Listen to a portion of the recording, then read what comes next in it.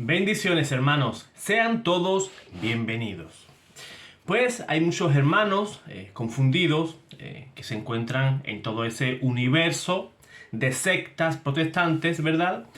En los cuales, pues, cegados por odio a la iglesia, pues convierten a la Biblia como el juez y al mismo tiempo el fiscal de cada doctrina que ellos, pues, inventan.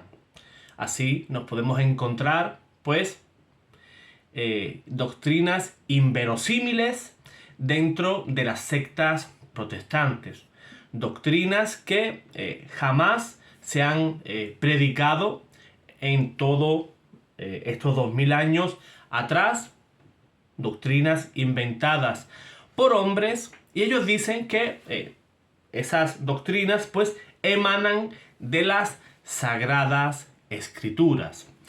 Uno de los mayores logros, por decirlo de alguna manera, de Martín Lutero fue hacer este engaño, ¿verdad? El decirle a las personas que ellos mismos pueden interpretar la Sagrada Escritura alejados del magisterio de la Iglesia Católica.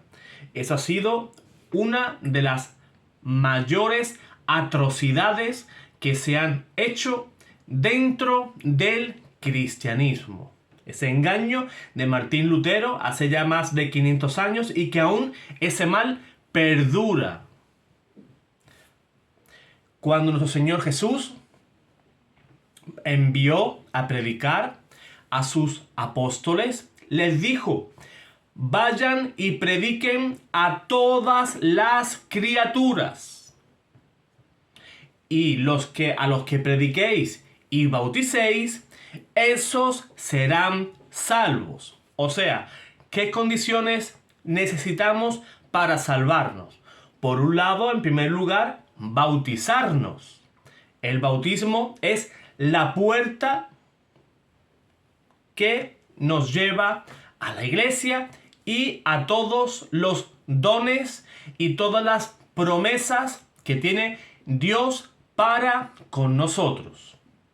Si uno vive la fe, pero como manda la iglesia, por supuesto, y somos bautizados, de cierto, nos salvamos. Pero debemos de tener una fe divina, no una fe humana. La fe humana no salva. ¿Qué es la fe divina? La fe divina es creer bajo la autoridad toda la verdad que Dios nos ha revelado por medio de su Hijo. No la que yo entienda, la que a mí mejor me venga, ¿verdad? Eso no es fe. Eso es fe humana. La fe divina es la que nos enseña, por ejemplo, San Pablo en 1 de Corintios, capítulo 15, versículos 1 y 2. Fíjense qué interesante lo que dice el apóstol. Hermanos, les recuerdo la buena nueva que les prediqué y que ustedes recibieron y en la que perseveran firmes. Por ese evangelio ustedes se salvan. Pero fíjense qué condición pone el apóstol: con tal que lo guarden tal y como yo se los prediqué. Y ojo al dato: de otro modo han creído en vano. Hay personas que dicen: no importa a la iglesia que asistas, todas son iguales, pero no vayas a la católica. Todas son iguales, todas son válidas, excepto la iglesia católica. Sí importa a la iglesia que asistas. Sí importa, porque debes de buscar la enseñanza válida. Tienes que buscar la verdad. Si no, has creído en vano. Pero ¿cuál es la verdadera fe? nuestros hermanos protestantes? Pues nos dirán creer en Jesús como nuestro Señor y Salvador. ¿Estamos de acuerdo, hermano? ¿Estamos de acuerdo, hermano protestante, hermano evangélico, pentecostal? Todos los cristianos creemos eso. Debemos de creer en Jesús y que Él es nuestro Señor. Hasta ahí estamos todos de acuerdo. ¿Pero qué es creer en Jesús? De nuevo, un protestante te puede decir, pues debemos de creer que Jesús es el Hijo de Dios y Dios mismo. De acuerdo, hermano. Gracias a Dios, todos los cristianos creemos en esto, excepto testigos de Jehová y mormones, que niegan la divinidad de Jesús. Ahora bien, si Cristo es Dios, entonces debemos de aceptar su enseñanza, su doctrina completa y ponernos bajo su autoridad. ¿No es así o no es así? Si amamos a Dios y pensamos y creemos que Jesús es la verdad, debemos de creer la verdad completa que nos trajo Jesús. Nosotros los católicos decimos amén a esto. Creemos que Jesús es el Hijo de Dios encarnado y además es Dios mismo y que en un acto de amor nos ha salvado y por eso nos ponemos bajo la autoridad de su Padre, de Dios Padre.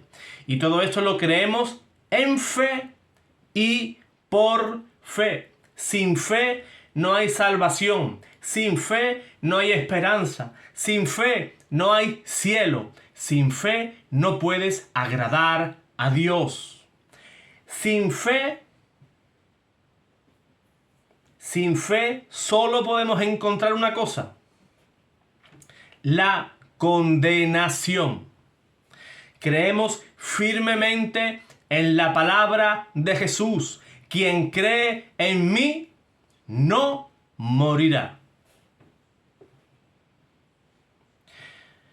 Pero querido hermano, para creer todo lo que Él enseñó, tengo que saber qué fue lo que enseñó, lo que ha enseñado. Y aún más, debo de saber que lo que enseñó fue en modo bien simple, para que hasta las personas menos estudiadas lo entiendan y se salven. Por supuesto, las personas menos estudiadas también se salvan.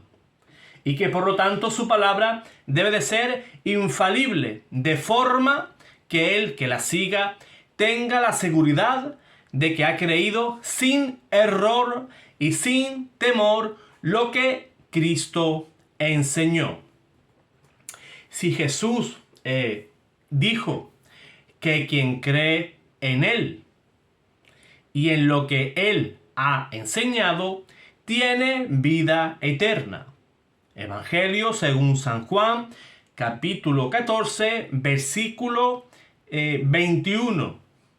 Entonces, debe de haber un método para reconocer cuál es su mensaje en estos tiempos en los cuales nos encontramos con una tremenda confusión.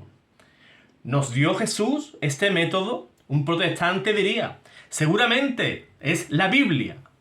Aleluya, gloria a Dios, es la Biblia. ¿De acuerdo? Nosotros como católicos estamos de acuerdo en eso, pero con la correcta interpretación. Una interpretación incorrecta da un mensaje incorrecto y, como hemos dicho antes, hubiéramos creído en vano. No es la libre interpretación de la Biblia lo que Jesús mandó a enseñar a los hombres, sino mandó a fundar una iglesia, la iglesia del Dios vivo, que según San Pablo en 1 de Timoteo, capítulo 3, versículo 15, esa iglesia, te la presento, hermano protestante, hermano evangélico, es el pilar y es el fundamento de la verdad. Jesús fue muy claro con su voluntad, Su voluntad es la misma que la del Padre. Si Él hubiera querido que el hombre aprendiera lo mandado para hacer su voluntad de un libro, pues Él mismo lo hubiera mandado a escribir, ¿no crees? ¿Cristo ordenó escribir algún libro? Por supuesto que no. Cristo envió a sus apóstoles a predicar, a bautizar y a vivir su testimonio. Cristo no dijo: siéntense, apóstoles míos, escriban el Nuevo Testamento para que todo hombre que lo lea y lo interprete a su manera saquen su propia conclusión. Si así hubiera sido, no hubiera existido el cristianismo en la faz de la tierra. Nos hubiéramos extinguido en peleas, disputas, guerras. Tanto como ocurría en el primer siglo, como ocurre ahora. Jesús dice en el Evangelio de San Juan, capítulo 17, versículo 21. Que todos sean, ¿cuántos? 35,000, 50,000, 60,000. No, que todos sean uno. Como tú, Padre, estás en mí y yo en ti. Sean también uno en nosotros. Así el mundo creerá que tú me has enviado. También los apóstoles que entendieron esto, dice los Hechos de los Apóstoles, en el capítulo 2, versículo 42, dice lo siguiente: acudían asiduamente a la enseñanza de los apóstoles, a la convivencia de la fracción del pan y la oración. La idea de la libre interpretación de la Escritura no se conoció en los 16 primeros siglos del cristianismo. Esa idea o ese dogma protestante, como yo le digo, surge de la deforma con D, nada de reforma, nació con la deforma protestante y como consecuencia, desde este siglo hasta hoy, hemos visto dividirse la iglesia y perderse la caridad entre los cristianos para escándalo, mofa de los no creyentes. Esto es lo que yo llamaría la no voluntad de nuestro Señor. No estamos cumpliendo la voluntad de nuestro Señor, que todos sean uno.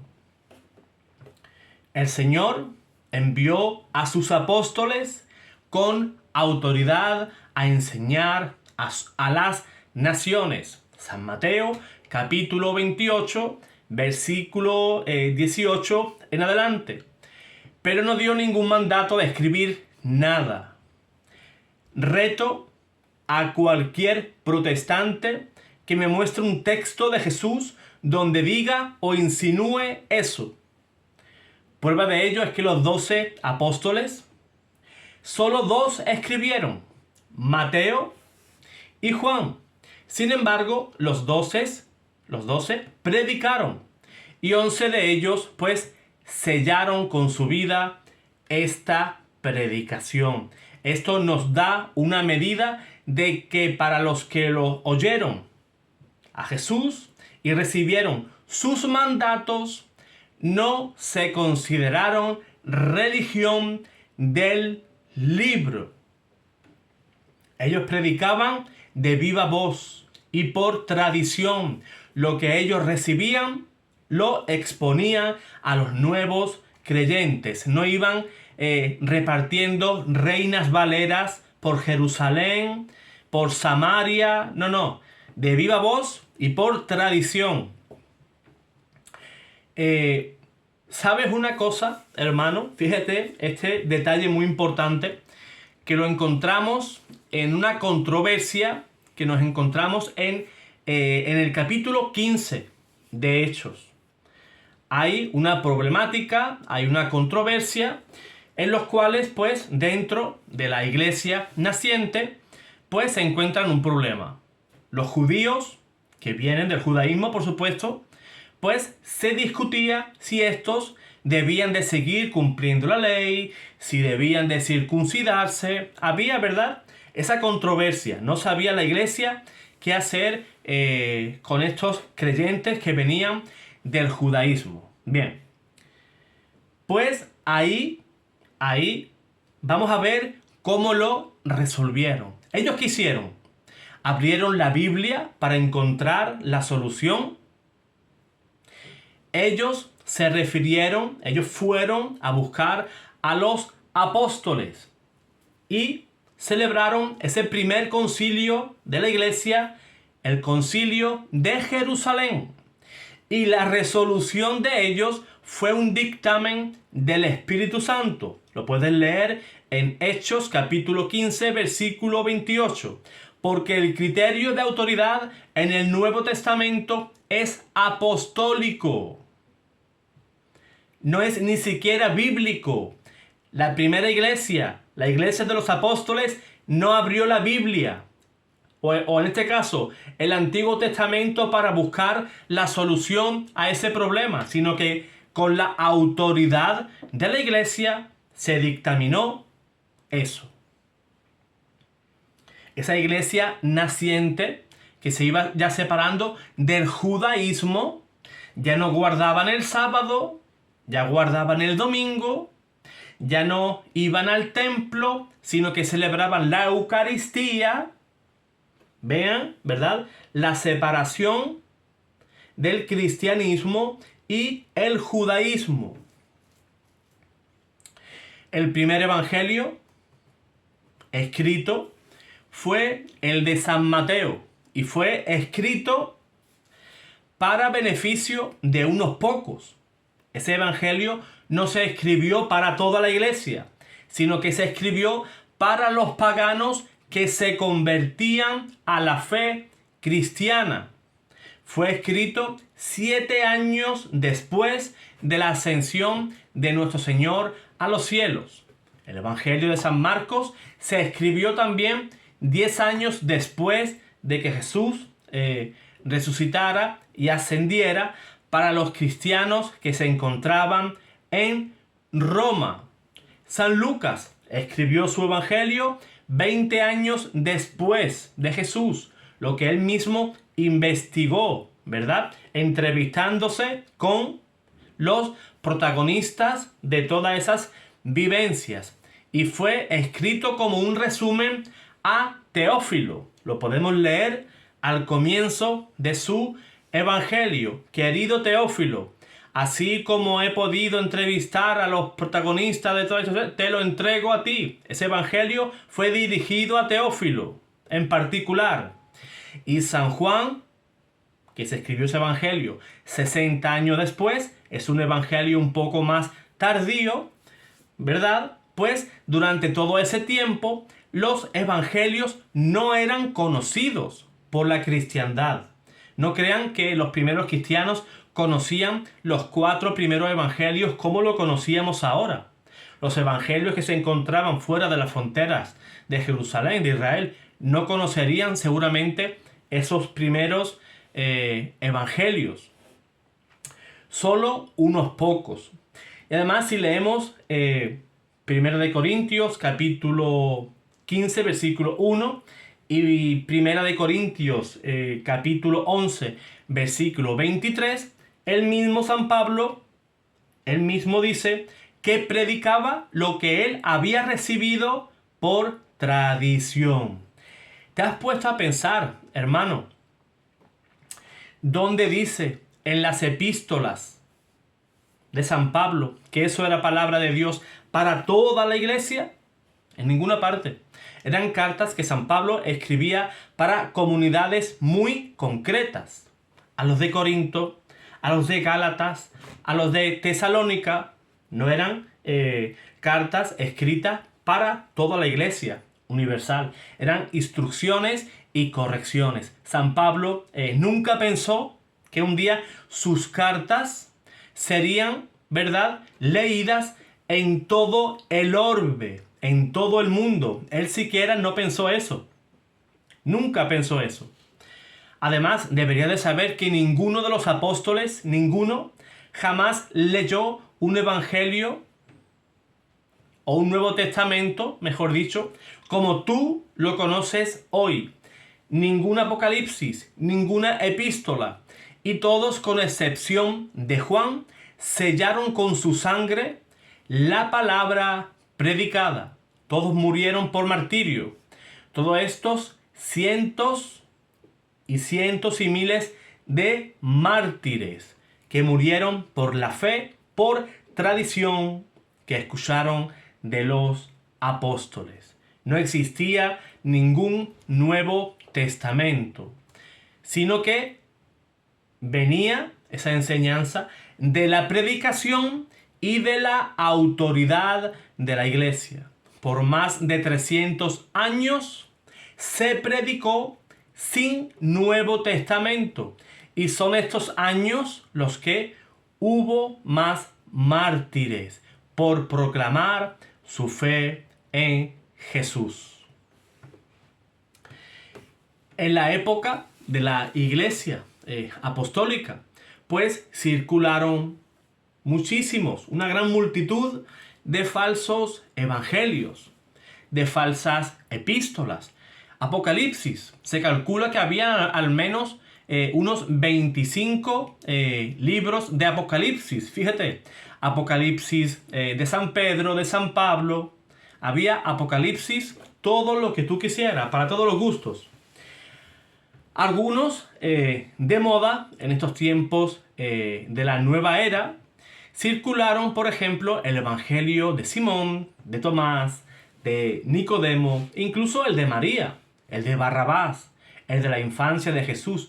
Todo esto en las diferentes comunidades, la iglesia, inmersa en las persecuciones, pues ponía sus esfuerzos en mantener la fe de sus hijos. Y no podía hacer mucho para clarificar toda esta situación.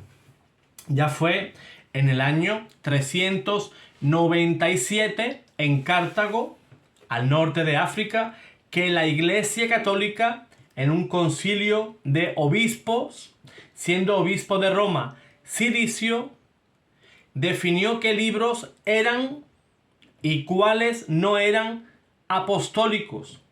Y 50 años después de Constantino, para desesperación de nuestros hermanos protestantes, ¿qué método utilizó la Iglesia para definir, ¿verdad?, ese canon? Pues la tradición. Cada obispo católico, recuerda, después de Constantino, escudriñaba la tradición de su territorio si el libro presentado venía de los apóstoles. Al final, pues quedaron 27 libros, que es lo que hoy se conoce como el Nuevo Testamento. Recuerda, hermano, que si hoy tú tienes el Nuevo Testamento, es porque lo definió la autoridad de la Iglesia Católica. Ahora bien, el mundo no estuvo sin libro sagrado por 397 días, no. Lo estuvo por 1531. Si los cristianos leyeran un poquito más de historia, se ahorrarían muchas confusiones. Y digo que hace 1531 años, 31 años, porque la imprenta se inventó por esa fecha.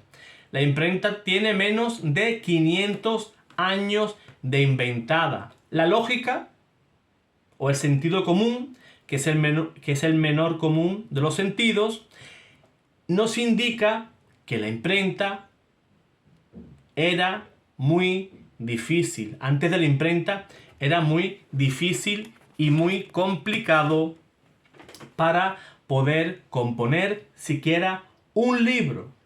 los libros se hacían a mano, manuscritos, página por página. Eran monjes católicos, casualmente, que escribían página por página y se recluían a orar, ¿verdad? Como los antiguos escribas de Israel. Y tomaba más de 10 años componer una sola Biblia. Los historiadores dicen que en el siglo XIII una Biblia podría costar el equivalente a casi $9,000. Una cantidad desorbitante para esos tiempos y también para la nuestra. Casi nadie tenía Biblia, no porque estuvieran prohibidas, como dicen los hermanos protestantes. Es un mito y es un invento de ellos. Y la prueba es que Lutero era profesor. Era profesor de Biblia cuando él era aún monje agustino. No tenían Biblias porque, además de ser bastante caras, ¿verdad?, casi nadie sabía leer. Como hoy sí sabemos leer la inmensa mayoría. Te tendrías que ir a cualquier lugar recóndito del mundo para que esas personas no supieran leer.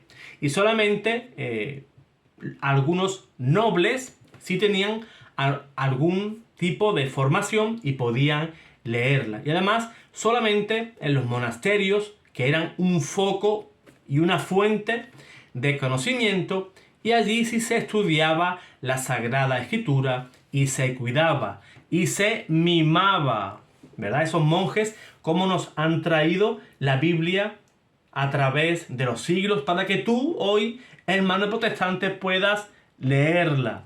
Te has puesto a pensar, hermano católico y hermano no católico, que si la Biblia llega hasta hoy es porque la Iglesia Católica la cuidó. La cuidó. Hasta la Reforma protestante no existía otra iglesia. Solamente existíamos nosotros, los católicos. ¿Cómo se conocía la palabra de Dios en esos tiempos? Pues por predicación, lo que era mandado por el Señor, predicar a toda criatura. El pueblo de Dios lo aprendía a través de las imágenes. En la antigüedad, tener imágenes en las iglesias, imágenes en las basílicas, en las catedrales. No solamente imágenes religiosas, sino también relieves y vitrales, unas cristaleras grandísimas, preciosas. De esa forma también la iglesia evangelizaba. Cuando las grandes iglesias, las grandes basílicas, se llamaban Biblias de piedras. El pueblo conocía los hechos bíblicos mirando a esto gráficamente. Martín Lutero mismo decía que las imágenes eran la Biblia del pobre. Eso lo dijo Martín Lutero. La imprenta surge en Alemania al mismo tiempo que la Reforma protestante. Y Lutero pues aprovechó para imprimir miles de Biblias y predica la libre interpretación o la sola escritura, ¿verdad? La cual ya vimos que no es mandada ni querida por nuestro Señor, ya que de aquí nacen miles y miles de controversias y divisiones que surgen del protestantismo. A los 10 años del comienzo de la Reforma, fíjense, ya existían más de 400 iglesias protestantes diferentes. Lutero fundó su iglesia. Calvino, ¿qué lo vio? Dijo, yo voy a hacer la iglesia, voy a hacer una mejor que la de Lutero. Zwinglio vio a Lutero y a Calvino. Venga, yo voy a hacer una iglesia mejor que la de Calvino y Lutero. Y así sucesivamente, ¿verdad? Iglesias humanas con fe humanas para personas que buscaban novedades y que estaban decepcionadas, vamos a decirlo, con la Iglesia Católica de aquella época. La interpretación de la Biblia, la interpretación personal, no es infalible. Y como vamos viendo ya en 500 años, conlleva a error. Prueba de esto son las disputas y divisiones que vemos hoy dentro de las iglesias protestantes, que ya van por más de 40.000 iglesias con doctrinas diferentes y contrarias unas con otras. Dios no se contradice. Dios es un Dios de orden, y menos su palabra. La verdad es solamente una. No hay dos verdades, sino solamente una. Imagínense, por ejemplo, hermano, que hiciéramos lo mismo que hace un protestante hoy, que lo hiciéramos, pues, no sé, en una farmacia. O lo hiciéramos con las leyes de un país. Con la Constitución, por ejemplo. Si yo cogiera la Constitución de mi país y la interpreto de mi manera, pues podría decir, pues, mira, pues, robar un banco, pues quizás es legal, puedo hacerlo.